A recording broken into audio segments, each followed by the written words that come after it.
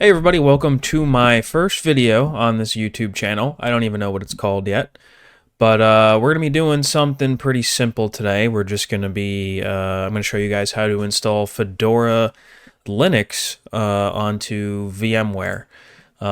Many of you are probably very familiar with VMware, but Fedora 38 was just released a couple months ago.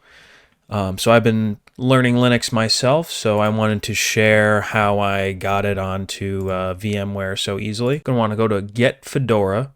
We're gonna do server because I'm learning, administration, so I'm downloading server. We're gonna click download now, and we're gonna want the DVD. That's what I mounted to VMware. I don't know if you could do network install. It's another ISO, so I'm assuming you could. But the DVD is a little bit of a chunkier download. It is an unknown time left, but it is about, I think, a gig and a half. And I think the network install is under a gigabyte. So keep that in mind. But you're going to let this download and we will catch up. So actually, I already have it downloaded, so I didn't have to sit here wasting 5 hours waiting for that to download.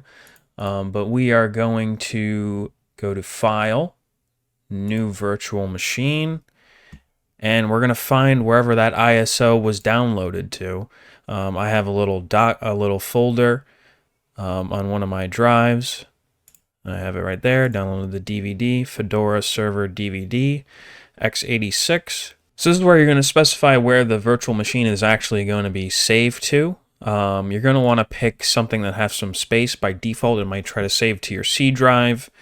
You might want to use, maybe if you have an extra hard disk drive with some extra space on it, you might want to pick that. You might also want to create a better looking folder than this that has things more organized, but I'm kind of just doing this on the fly here.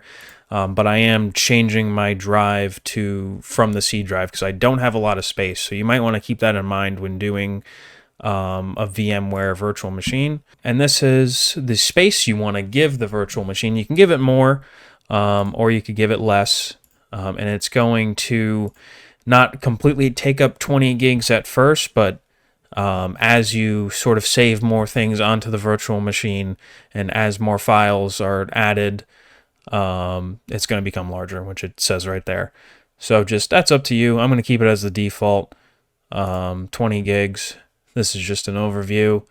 And we're going to finish, and it's going to power on right as we click this, which is kind of sick. And just give it a minute. And there it is. VMware's doing its thing. It's popping up. This is a very simple process. I mean, this isn't crazy at all. It's very easy to just go to the Fedora website, download the server or workstation image that you want, and you're right in Linux pretty much already. Ready to start learning and doing things. So the other cool thing about Linux is you can actually test it before it's installed. So that way, you can make your final decision before going through this entire process. If you're in the real world, that's kind of neat. You're not going to waste time installing it. You can kind of test it out first. But we're going to go straight for the install because we want it. We know that we want it. That's the whole point of this video. And now we wait. It's doing its thing. It's doing the Linux things. It's stopping and starting services and processes. Mostly just starting processes, because why would it be stopping things when it's booting up? All right, so we have made it to the install screen. We're going to click English, of course. And now here's our main screen to set various different things, like time and date. This is going to be set automatically for us right off the start because we have NTP enabled right up here, network time. You could disable that and set it manually, but we're going to stick to NTP. Software selection, obviously at first we selected Fedora Server Edition. Fedora goes by like spins, is kind of what they call it. And it's just going to come preloaded with server stuff like, a web server, a file server, things like that. You can do custom, but we're just going to do what comes preloaded. So Fedora Server Edition. Installation destination. We have our VMware virtual disk. Remember, we set it to 20 gigabytes. You could do custom partitions, but we're not going to get into that right now. I can show you what that looks like. So once you click done, it'll bring you here. And this is where you can kind of divvy up your different mount points. You know, you can do the root /boot/home. You could specify a higher amount for /home. Obviously, we kind of only have 20 gigs to work with, so we don't want to give it too much, but we are going to do create them automatically for us. We're just doing a simple install for the purposes of this video. Accept changes. So network and host name, we have our virtual VMware Ethernet adapter here. There's our IP address. This will come in handy later because we're going to set up an SSH session to this virtual machine. And then you can set the host name right here. How convenient is that, right? We're going to do, you know, Fedora-server. Real creative, real simple. And that's our host name. So when this thing reboots, that's how this thing is going to be named. And then last thing, we want to enable root account. Create a super secret password. It's nice and strong. The password I entered is actually really not that strong at all, so I wouldn't trust this. Hit done. We're not going to allow, there is an option to allow root SSH login. We're not going to do that. I don't think, from what I've been learning, I don't think that that's a good idea. Just when you SSH, you're going to want to use a user account, which is what we're going to do here. My name is Matt. I'm going to set a super secret password. And we're done. So now we can begin the installation, and it's going to go crazy. And once it's finished, we're going to set up an SSH connection to this thing. All right, so it is complete. Finally, now we can reboot the system and wait even longer. Let's go. All right, so we're back. We're on the login screen. We can use that local user that we created to log in, and boom, we're logged in. We can use the uptime command, check our uptime. We've been up for 0 minutes. That's great.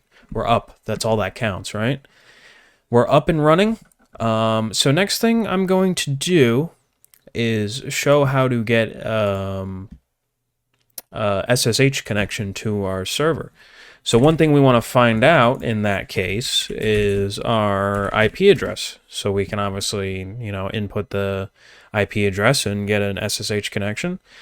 And our IP address is right up top there. I wish I could highlight it, but I can't. It's 192.168.80.133. Now this is just a random address that for whatever reason, that's what VMware is using, and that's what it set it to through DHCP. I found that out using the ifconfig command, which I think is an old, like, antiquated command, but I'm not too sure. Like I said, I'm learning Linux myself. So, but we have our IP address, so that's good. Now I use Solar Putty, which I find to be very nice over just regular putty. I already have one set up here for an Ubuntu server that I set up not too long ago. So with Solar Putty, the good thing about this is you can set up sessions and you can configure it once and then you kind of don't have to touch it again. So our session name can really just be our, you know, Fedora server. That can be the title of our session. We saw that IP address, right? We can go back and confirm that it is 192.168.80.133.